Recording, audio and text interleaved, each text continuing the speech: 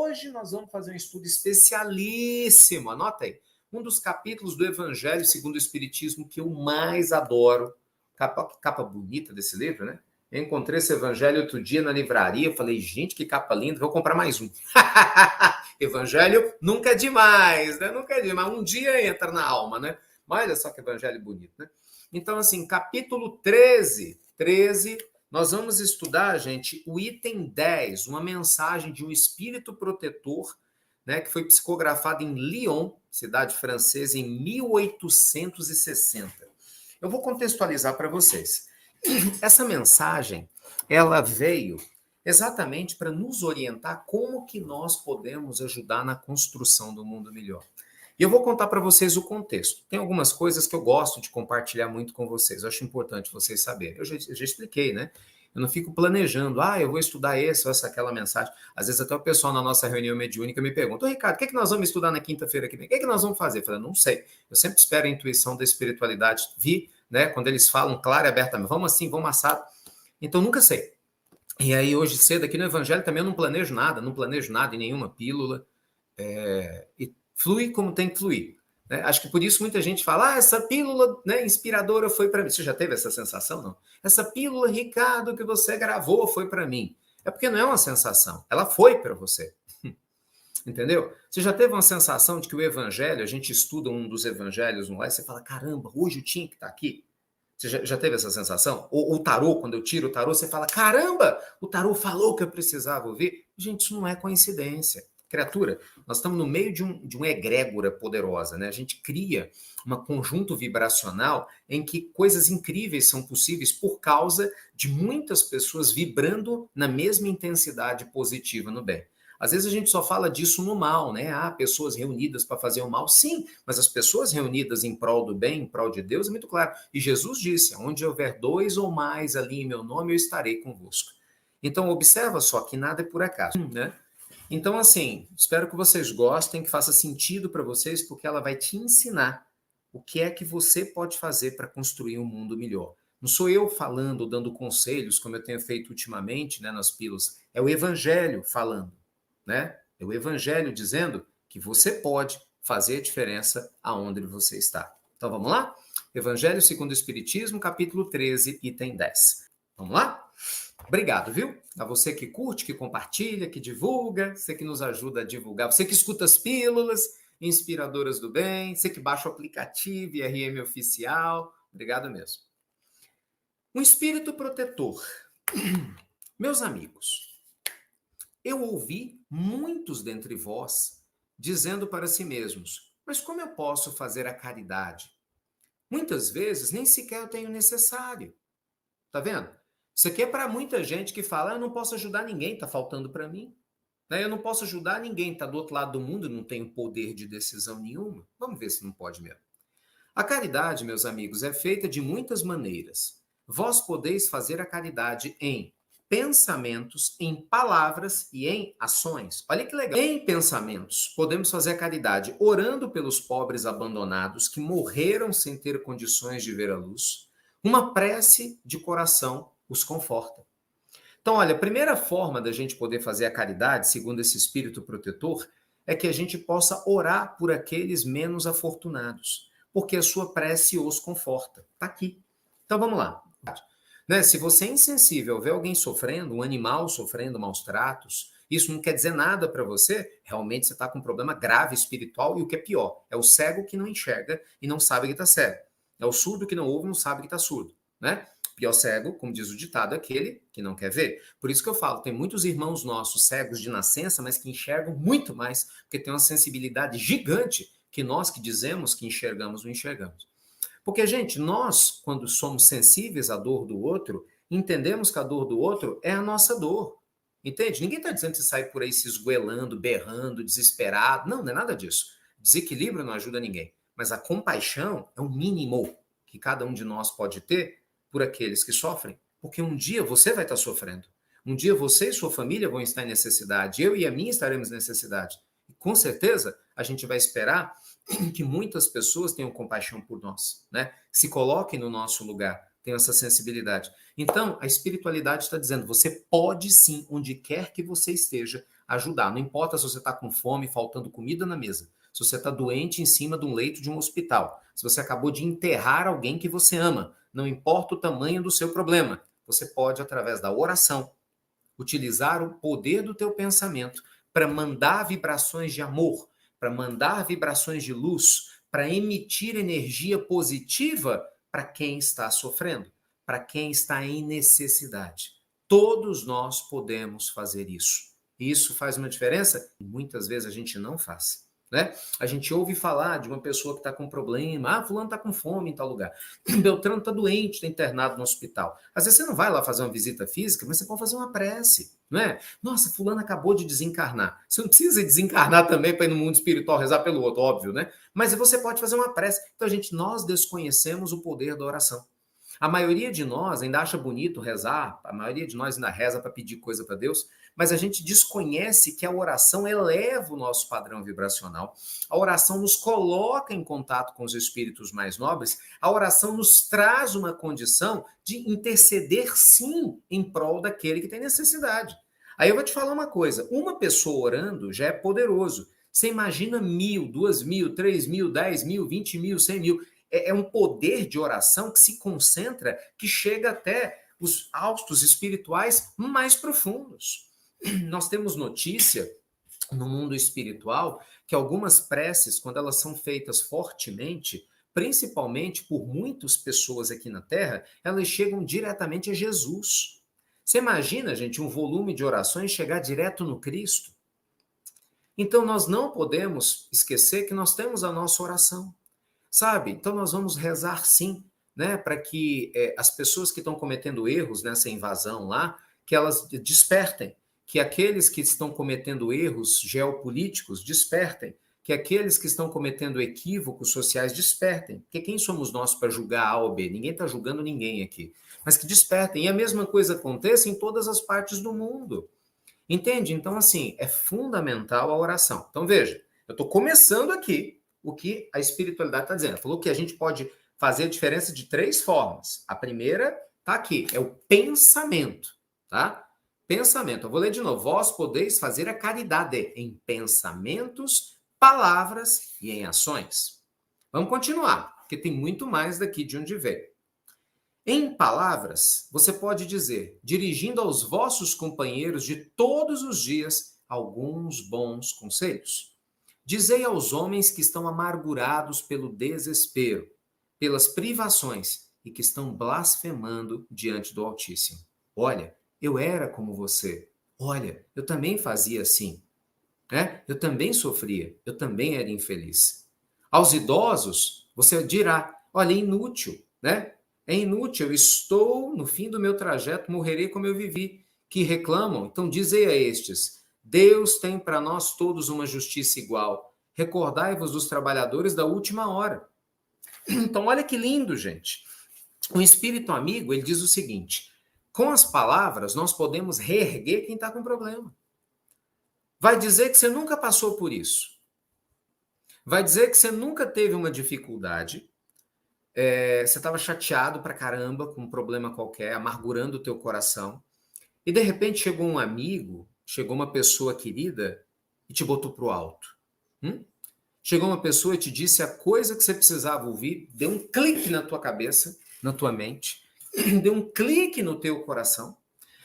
Você, uau, como isso é verdade? E isso abriu o teu horizonte. Aí você saiu daquela vibração de vítima e de repente, uau, sabe, elevou tua vibração para uma vibração, não, eu sou capaz de vencer meu problema. Aí eu te pergunto, essa caridade vale ou não vale mais do que $1 milhão de dinheiro? Claro que vale, porque tem muitos problemas que dinheiro nenhum vai resolver, entende? Tem problemas que a saúde não vai resolver a física, é a saúde emocional que vai.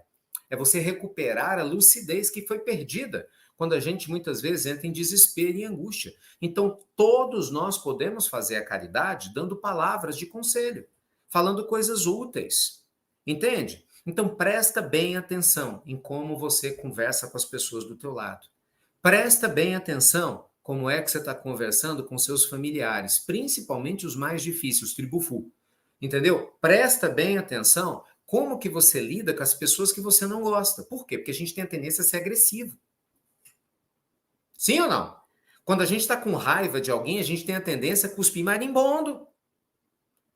A gente tem a tendência a falar coisas que magoam. E aí depois a gente fica arrependido. E o que é pior, tem gente que nem se arrepende, né? Acha que é tão normal sair por aí, né? Espalhando tristeza, petardos. E a gente se esquece, meus amigos, que essas vibrações de dor que a gente causa pelas nossas palavras, nós somos corresponsáveis. Esse peso kármico nós carregamos, porque somos nós que estamos provocando incêndio com aquilo que a gente está dizendo. Você tem noção de como isso é sério? A falta de vigilância da nossa parte, mesmo que a gente reze, está aqui no Evangelho, você se ajoelha, conversa com Deus, enfim, faz suas coisas aí, suas práticas religiosas, mesmo assim, se nós não tivermos bom senso na forma de falar, nós vamos cometer graves crimes, nós vamos matar a esperança de alguém. E eu não estou exagerando, a gente mata mesmo. Às vezes uma pessoa chega com uma grande ideia, nossa, eu estou pensando em fazer assim. Você? Não tá, você? Quem você pensa que é? Não, isso não vai funcionar. Pô, e de repente você acha, né, que é o maioral, você está matando o sonho de uma pessoa. Você nem ouviu o que ela tem para te dizer. Sabe, de repente você, ok, você tem um conselho, mas ouve, não mate a esperança da pessoa. Deixa ela falar, deixa ela sonhar, depois você corrige com carinho, com sabedoria, com jeitinho, mas não tolhe a pessoa de pensar em algo bom. Entende? Então, nos falta muita sabedoria para viver, gente. É um negócio absurdo. Nos falta muito bom senso ainda. Né? A gente ainda é muito cheio de impulsividade. Eita, é ruim demais isso. Não é porque a nossa impulsividade fere. E o que o espírito nobre está nos dizendo é que a gente tem que aprender a também usar as palavras como caridade. Então, mesmo você que está doente, sem dinheiro, com problema, tá onde for, você pode ter palavras muito positivas para alguém que está do teu lado. Você pode falar, não, se Deus quiser, filho, nós vamos melhorar. André Luiz, grande espírito André Luiz, nos conta no livro Os Mensageiros a história de uma mãe viúva, cuidando de 4 crianças pequenas, pobre, fazendo o evangelho no lar, acalentando, aconselhando, estimulando essas crianças a terem fé em Deus. As crianças sentindo falta do pai, as crianças com fome, e ao invés dessa mulher se entregar ao desespero, ela vai fazer o evangelho no lar. André Luiz conta exatamente essa história de arrepiar. Né? Aí ele chega, né, na casa dessa senhora, no momento do evangelho, né? Ele narra como que é a discussão entre eles no evangelho, narra a luz que vem da postura daquela mulher que estava triste, óbvio, né? Estava chateada com os filhos, e ainda fala de 2 das crianças que estavam ali, eram 4 filhos, 2 eram meio complicado, mas 2 crianças eram espíritos de luz. Então as crianças também estavam motivando-se. As crianças traziam palavras de incentivo. E aí a mãe, vendo as crianças, as filhas falarem coisas de luz, ela se motiva. E ela, como mãe, falando coisas lindas, motiva os filhos. Você percebe? Mas num ambiente de oração. Olha como uma coisa complementa a outra, entendeu? Mesmo no meio da dor. Veja, ela era viúva, ela era mãe solteira, agora, né? Mãe viúva, desculpa, de 4, tendo que lidar com a saudade do marido, a ausência física, problemas graves na área financeira, mas ela escolheu a Deus. Concorda? Ela podia ter escolhido qualquer outro caminho. Ela podia ter dado os meninos, jogado. Quantas mulheres fazem isso? Quantos homens fazem isso de maneira absurda? Mas, pelo contrário, ela escolheu a Deus. E por escolher a Deus, ela recebeu o auxílio espiritual. Então, meus amigos, nós temos palavras para erguer.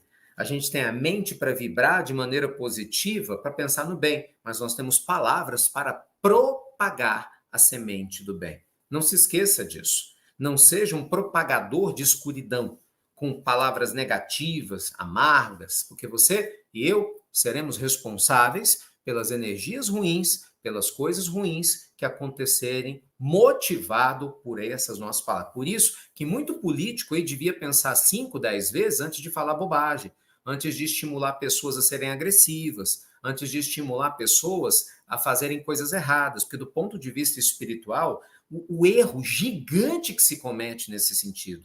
Entendeu? Volta, cedo. Gente, a vida manda conta. Por isso, muitos religiosos tinham que pensar muito bem antes de estimular seguidores a serem fanáticos, a serem cegos, a ponto de serem agressivos com outras pessoas. Porque cedo ou tarde, essas palavras ditas de maneira negativa, fomentando a discórdia e a tristeza e a desunião, infelizmente, vai retornar para essas pessoas.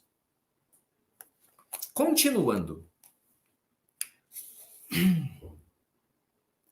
Recordai-vos dos trabalhadores. As crianças que já viciadas pelo meio, desgarram-se pelos caminhos, todas prontas para sucumbir às más tentações. Então dizei a elas, Deus vos vê, meus pequenos queridos. Ah, gente. Né? E não temei em repercutir-lhe muitas vezes palavras doces, pois elas acabarão por germinar em sua inteligência. Você vê, ele fala para a gente estimular as crianças que estão com problema, sabe, as crianças que estão lá desanimadas, pô, meu pai bate em mim, minha mãe é assim, tá faltando isso, tá faltando aquilo, diga assim, não, meu filho, o tempo vai ajudar, você vai estudar, reza pelo papai, pela mamãe, porque se você não faz isso, daqui a pouco chega o traficante e fala, a vida é uma droga mesmo, fuma aqui. É assim que começa. Entendeu? Aí chega um outro e fala, a vida é uma porcaria, bora beber, vamos encher a cara. Aí você tem um menino de 11, 12 anos, entendeu? Com álcool, se alcoolizando, fumando. Gente, boa parte das pessoas que são fumantes começaram na adolescência. Um veneno. Me desculpe, eu sei que muitos de vocês fumam, mas você sabe. Você me fala em pleno século XXI que você acha que cigarro é uma coisa boa, tá de brincadeira, né? Então, assim, você pode até falar, não quero parar de fumar, não estou dando conta de parar de fumar, mas falar que é uma coisa boa, não, não é. Não tem nada de bom no cigarro. Ah, mas eu relaxo. Pô, aprenda a relaxar de outra maneira. Né? Aprenda a relaxar. Você tem meditação, você tem oração, mas me desculpa. Entendeu? Eu posso falar porque na minha família eu tive muitos fumantes, todos já desencarnaram e o cigarro pesou demais. A vida sempre manda conta. Não se esqueça disso. A vida sempre... Ah, mas eu bebo para esquecer os meus problemas. Olha, eu faço o evangelho para lidar melhor com os meus problemas. O que você acha melhor? Então, toma cuidado com as desculpas que você cria para justificar vícios que vão te prejudicar, vão fazer você perder sua família, vai fazer você se aproximar de espíritos complicadíssimos que têm a mesma vibração e vão criar todo um processo de dor e de amargura desnecessários.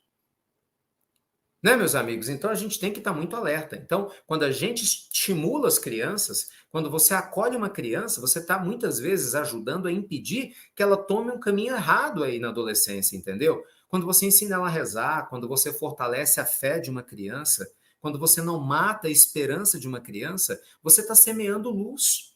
Você não precisa ser o pai da criança para fazer isso. Sabe, às vezes você faz isso numa festa do seu filho, que tem uma outra criança, que os pais são meio confusos e tal, mas você está com uma sementinha. De repente, o senhor ou a senhora que está me assistindo agora é professor. Tem alguém aqui que é professor? Eu falo assim de escola pública, ou escola particular, mais infanto-juvenil, ou né, no ensino médio, básico, fundamental. Então, assim, tem muitos professores, educadores aqui. Poxa, você pode educar, sabe? Você pode dar exemplos de luz e de paz. Às vezes você trabalha no hospital, você é profissional da área da saúde, a criança vai lá visitar o pai, a mãe, o avô, a avó que está internada, sabe? E vê aquele sentimento de dor, tadinha, ela está com medo, está se sentindo fragilizada, e você, profissional, está lá e de repente pode passar uma mensagem de incentivo. Então, gente, todos nós, quantos professores, que maravilha, todos nós podemos fazer a diferença. E não tenho dúvida que vocês fazem uma diferença gigantesca.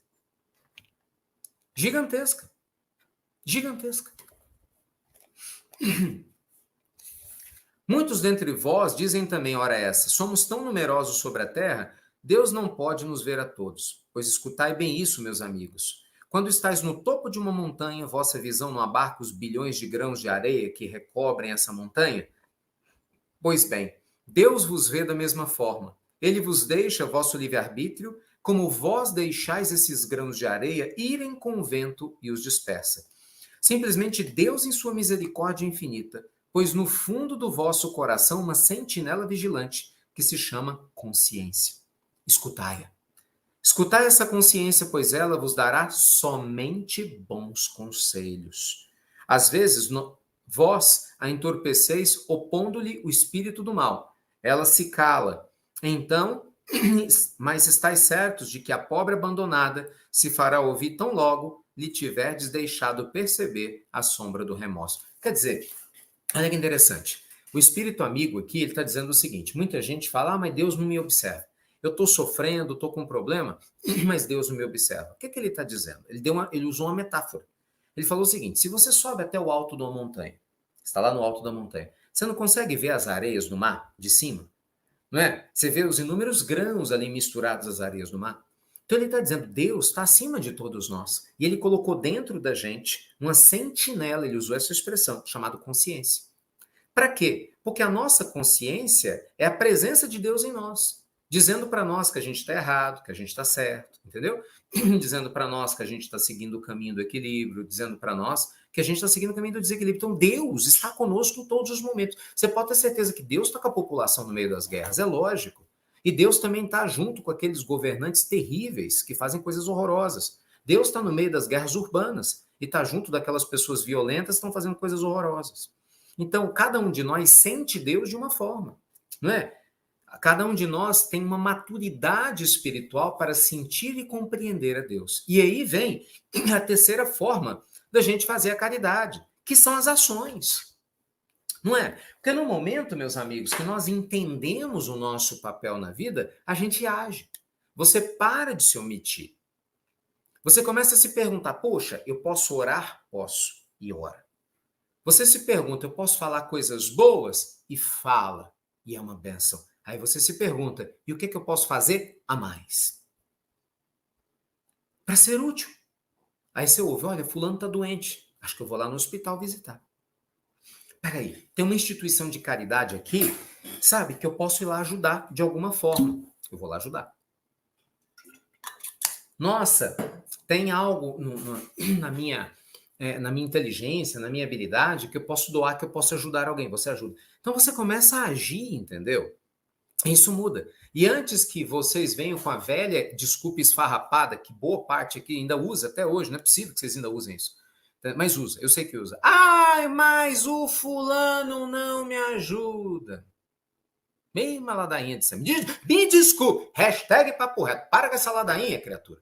A gente fala disso o tempo todo. Mas o meu marido, mais a minha esposa, mais os meus filhos, mais mamãe, mais o papai não me... Deixa eu te contar um negócio. Você reencarnou para despertar espiritualmente. Você tem que se curar primeiro. Para de se esconder atrás das pessoas difíceis. Eu sei que não é fácil. Você acha que é fácil para mim também? Não é para ninguém. Cada um de nós tem as suas dores, suas dificuldades. Gente, Jesus não tinha apoio da própria família. A própria família do Cristo tinha dificuldade de entender quem ele era. Ele deixou de fazer o que lhe cabia. Chico Xavier teve dificuldade de ser aceito dentro da própria família. E o Chico deixou de ser quem se tornou. Então, pare de desculpa. Pare com ladainha. Isso é ladainha. Isso é ladainha. Você fica repetindo, isso é conversa de preguiçoso. Você vai fazer o que te cabe. Você vai fazer o que te cabe. Ah, mas o fulano... Fulano é fulano. Fulano tem consciência, é um adulto hoje e tem lei divina e vai se ver com a lei divina. E às vezes não está pronto. É você que está aqui no evangelho. Não é teu marido, tua esposa, ou teu filho, ou seja lá quem foi. É você que está dando conta de estar aqui hoje. De manhã, que beleza! Seja você a luz que você deseja ver refletida no mundo. Porque se você condicionar a sua mudança, a mudança dos outros, você vai continuar andando em círculos. Se eu for condicionar o meu comportamento à sua mudança, eu estou lascado. Se você condicionar o seu comportamento à minha mudança, você está ferrado. Bora falar português, claro. Não, gente. A mudança começa em nós. Então, seja você uma pessoa mais lúcida. Ore. Ninguém na sua família quer rezar? Faz mal, não? Reze. Ninguém na sua família quer falar coisas boas? Faz mal, não? Fale. Ninguém na sua família quer fazer a diferença no bem? Todo mundo preguiçoso, só está pensando em festa, pensa nisso, em excesso, na carne e tal. Você vai fazer o bem. Você vai ser um instrumento de luz e vai seguir o seu caminho. Porque o teu compromisso não é com a família, o teu compromisso é com Deus em primeiro lugar. Seu compromisso é em se iluminar em primeiro lugar para ajudar a família, para ajudar os amigos. Então, amigos queridos, tomemos muito cuidado com as desculpas que nós usamos para não fazer a nossa parte. Entende? Isso é muito importante, porque isso tem feito com que muitos fiquem estagnados na vida, parados na vida, sem despertar. E a vida está passando, o tempo está passando. Ai, ai.